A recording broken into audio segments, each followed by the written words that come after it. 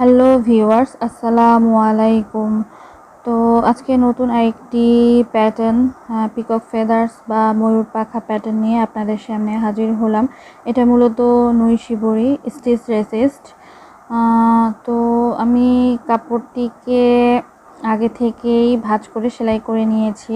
Completely কাজ দেখাতে গেলে ভিডিও আসলে অনেক লং হয়ে যায়, তাই আপনাদের বোঝার সুবিধার্থে নতুন ছোট্ট একটি কাগজে কাপড়টিকে কিভাবে ভাঁজ করেছি তা দেখিয়ে দিচ্ছি।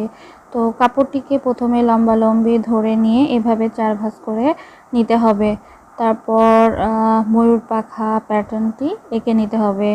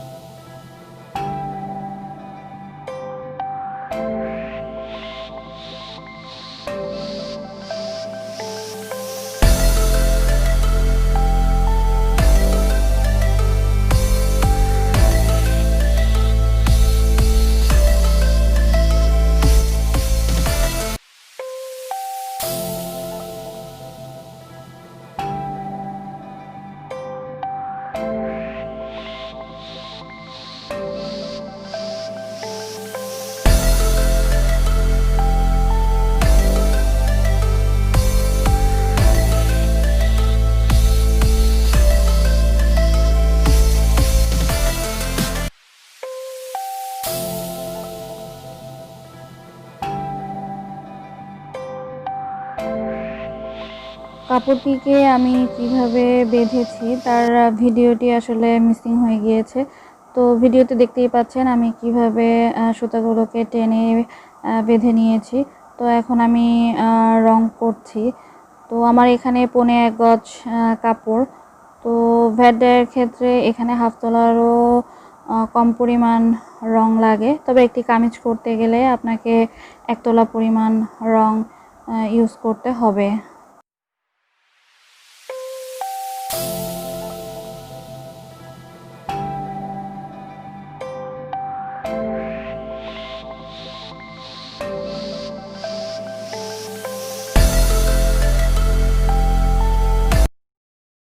তো অলরেডি আমি কাপড়টিকে ওয়াশ করে নিয়েছি। তো এখন আমি সেলাই করা বা বাঁধা যে জায়গা সেটা খুলে আপনাদেরকে প্যাটার্নটি দেখানোর চেষ্টা করছি। তো আমি বারবারই বলে আসছি যে রং করার পর কাপড়টি ঠান্ডা হয়ে যাওয়ার পর কাপড় ওয়াশ করে ফেলবেন। আর ভ্যাট ডাইয়ের ক্ষেত্রে কোনো ফিক্সার ইউজ করতে হবে না, এটা ফিক্সড ডাই।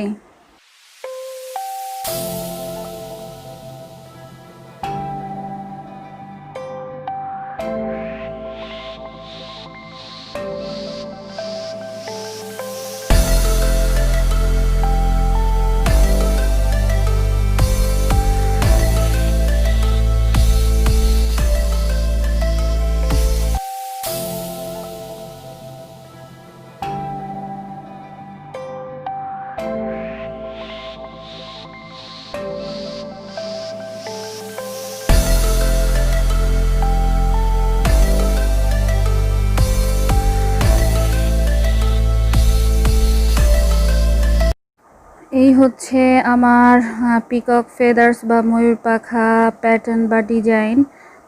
তো ডিজাইনটি আপনাদের কেমন লেগেছে তা অবশ্যই কমেন্টস করে জানাতে ভুলবেন না। ভালো থাকবেন, আল্লাহ হাফেজ।